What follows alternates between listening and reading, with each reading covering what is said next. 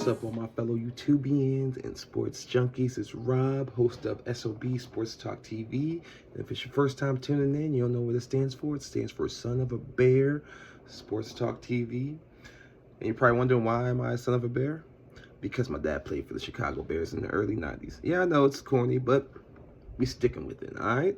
So let's just get right into it. For Thursday night, if you did trail me on the 3 parlays I gave, I hope you're able to try and at least break even, because it wasn't a good day. We finished 1 out of 3. We only hit 1 of the 3 bets. We suck. We fucking suck, man. You know, I thought the Rams were gonna win. I didn't think Mac Jones really had it in him, but that man threw for over 300 yards. Like, that man was cooking. He's cooking something up. I got a lot of respect for Mac Jones after watching that game. Not to say I lost respect, but that 2020 class, or was 2021 QB class, is who was it? It was Mac Jones, Justin Fields, Trevor Lawrence, Trey Lance, and Zach Wilson, I think. Pretty sure that was the 5. I could be off. Mac Jones might have been the year after. I might be wrong about that. I can't remember. But regardless, Mac Jones shows he still got that dog in him. And Kyle Shanahan showed if you have a competent QB, if you give him a competent QB, he can make magic happen. It's ridiculous. I mean, he's the son of a Hall of Fame head coach as well. So it's kind of expected. The Shanahan tree. Ain't nothing wrong with that. All right, but now let's just kind of jump into my takeaways from Sunday night. Or not Sunday. Well, Sunday night and just the whole Sunday slate. And then we'll get into some Monday Night Football picks for Chiefs Jags. One from this weekend, from this Sunday.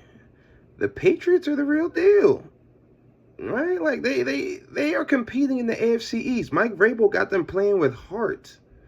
Drake May and Stephon Diggs, now they got back-to-back 100-yard games. They were cooking.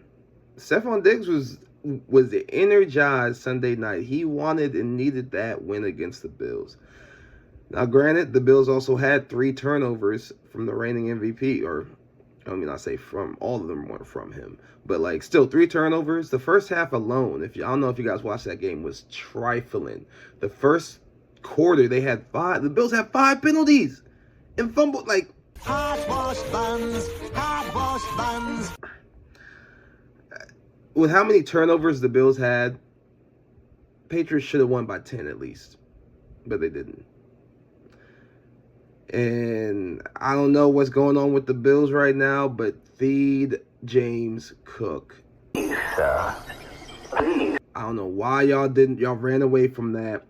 I'm pretty sure that's the reason why y'all lost. Y'all kept on trying to give it to Coleman, who's okay, but I kind of he's also an FSU fan. He a bum. Shout out Miami Hurricanes. Represent. Back to topic on hand, even though Miami did also beat down on the, can't even say beat down, but did beat the Seminoles? I forget what they're called. All right, but number 2, Mike McDaniels for the Dolphins. I don't know if he's going to make it through the end of the year, man. He's not lying. Watching that, how the hell did the Dolphins lose that game?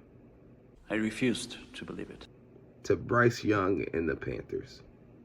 No diss to Bryce Young and the Panthers, but they're one of the 5 worst teams in the NFL. But now the Dolphins are also one of the 5 worst teams in the NFL. So birds of a feather flock together, you know.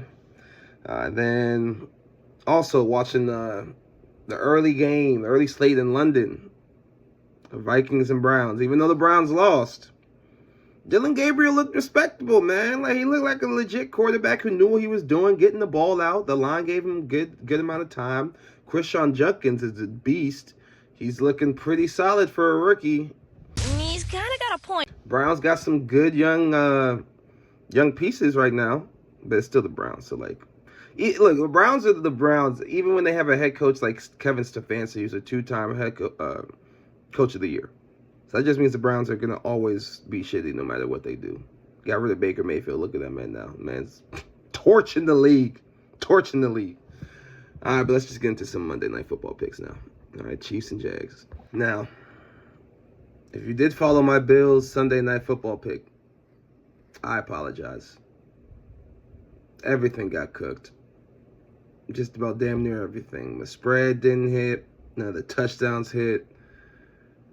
it was just a nasty game from the Bills, expecting them to win. Like, oh my goodness.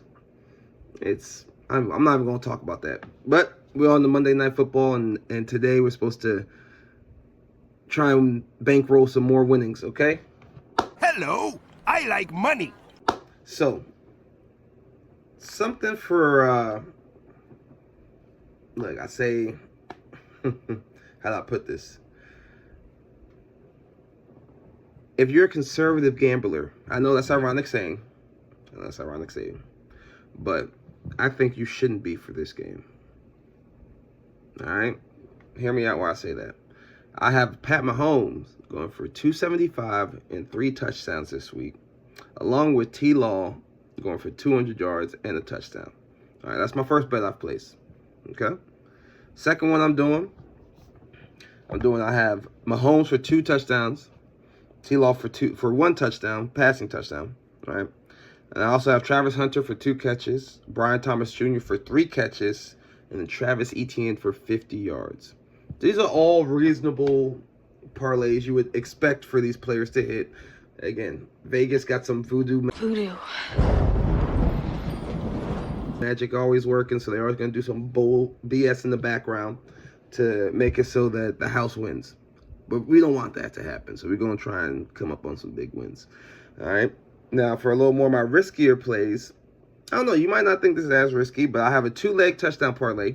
All right? I got Xavier Worthy and Travis Etienne for my 2-leg touchdown parlay. Now, my Discord crew, we're working some other stuff, right? Trying to see what else we can get working and try and come up off of. So I might drop another short before the game starts today and give you guys a little more inside knowledge. We'll see. But I'm wishing all y'all best of luck in your picks. Wishing a blessed week for everyone and their family. And if you like the content, like and subscribe.